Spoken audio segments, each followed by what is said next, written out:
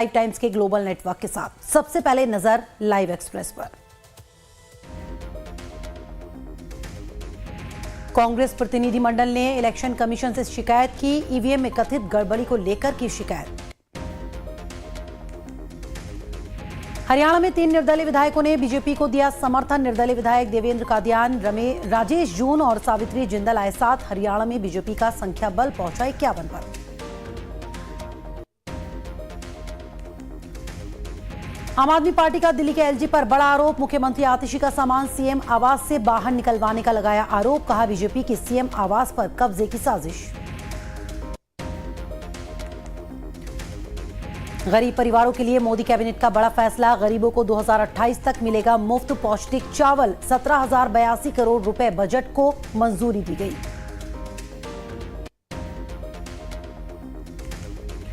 PM Modi ने महाराष्ट्र को दी 7600 करोड़ की सौगात। अमरावती में नए बोलेरो हवाई अड्डे का वर्चुअली किया उद्घाटन। महाराष्ट्र को पीएम मोदी ने वर्चुअली किया संबोधित। कहा हजारों करोड़ की विकास परियोजनाओं की सौगात दी। महाराष्ट्र में तेजी से विकास हो रहा है। पीएम मोदी ने कांग्रेस पर बोला हमला। कहा कांग्रेस के राज में तेजी से भ्रष्टाचार हुआ। किसानों को भड़काया। कांग्रेस ने सारे हथकंडे अपनाए। कांग्रेस पर पीएम मोदी का हमला। कहा कांग्रेस का फॉर्मूला बांटो और सत्ता पाओ। कांग्रेस मुसलमानों को भड़का रही है। यूपी उपचुनाव के लिए सपा ने 6 विधानसभा सीटों पर प्रत्याशी घोषित किए। मैनपुरी करहल विधानसभा सीट के लिए तेज प्रताप यादव प्रत्याशी बनाए गए। इस्कॉन मंदिर मारपीट मामले में तेज प्रताप का बयान। कहा इस्कॉन मंदिर के अंदर गलत काम हो रहा है। यूपी के लखीमपुर खीरी में बीजेपी विधायक के साथ मारपीट। बार संघ अध्यक्ष ने थप्पड़ जड़ा। पुलिस के सामने मारपीट। अर्बन कोऑपरेटिव बैंक चुनाव को लेकर हुआ था विवाद। पश्चिम बंगाल में डॉक्टर्स का सामूहिक इस्तीफा। जूनियर डॉक्टर्स के समर्थन में सिलीगुड़ी के 35 डॉक्टर्स ने दिया सामूहिक इस्तीफा। कोलकाता में जूनियर डॉक्टरों का सड़कों पर उतरकर विरोध प्रदर्शन जारी। जूनियर डॉक्टर ने निकाली महासंक्रांति। तमिलनाडु के कांचीपुर में सैमसंग इंडिया के हजारों कर्मचारियों की हड़ताल। हड़ताल कर रहे 7 कर्मचारियों को किया गया गिरफ्तार। बेहतर वेतन की मांग कर रहे प्रदर्शनकारियों ने पुलिस पर उत्पीड़न का लगाया आरोप। दिल्ली में पीएम मोदी से नायब सिंह सैनी की मुलाकात। हरियाणा में मिली जीत के बाद हुई मुलाकात। कहा जीत का श्रेय पीएम मोदी को। हरियाणा में जीत के बाद नायब सिंह सैनी ने अमित शाह से की मुलाकात। अमित शाह के आवास पर हुई मुलाकात। हरियाणा में जीत के बाद नायब सिंह सैनी ने जेपी नड्डा से भी की मुलाकात। जेपी नड्डा के आवास पर हुई मुलाकात। हरियाणा में जीत के बाद नायब सिंह सैनी ने राजनाथ सिंह से की मुलाकात। राजनाथ सिंह पर जाकर उनसे मुलाकात की, उनके आवास पर जाकर।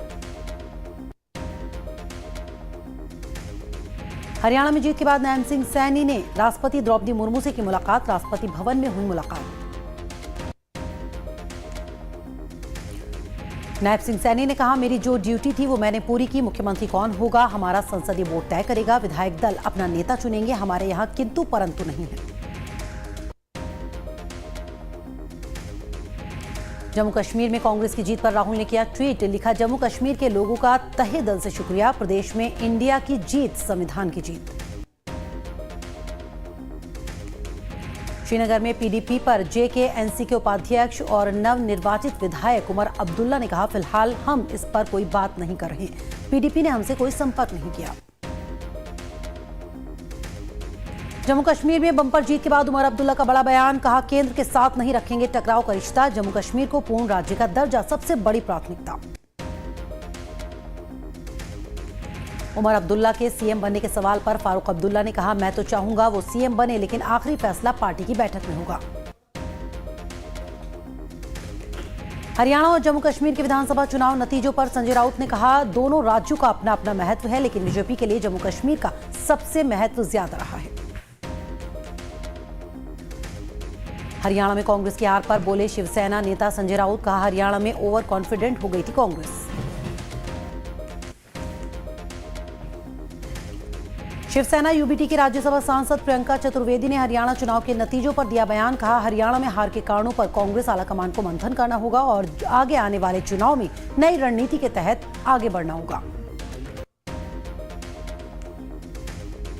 मायावती ने की प्रेस कॉन्फ्रेंस। कहा, जाट समाज का वोट बीएसपी उम्मीदवारों को बिल्कुल नहीं मिला, जबकि बीएसपी का दलित वोट पूरा आईएनएलडी को ट्रांसफर हुआ।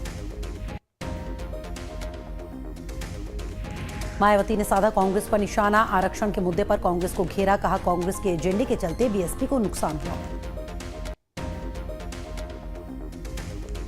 हरियाणा में पूर्व मंत्री अनिल विज की जीत पर डब्ल्यूडब्ल्यूई रेसलर खली ने विज से की मुलाकात। जीत के लिए दी बधाई। बिहार के पूर्णिया सांसद पप्पू यादव ने मधेपुरा में बाढ़ प्रभावित इलाकों का दौरा किया। पप्पू यादव ने कहा, हम सबको एकजुट होकर एक दूसरे का साथ देना होगा। बाढ़ से प्रभावित लोगों को लाखों रुपए दिए।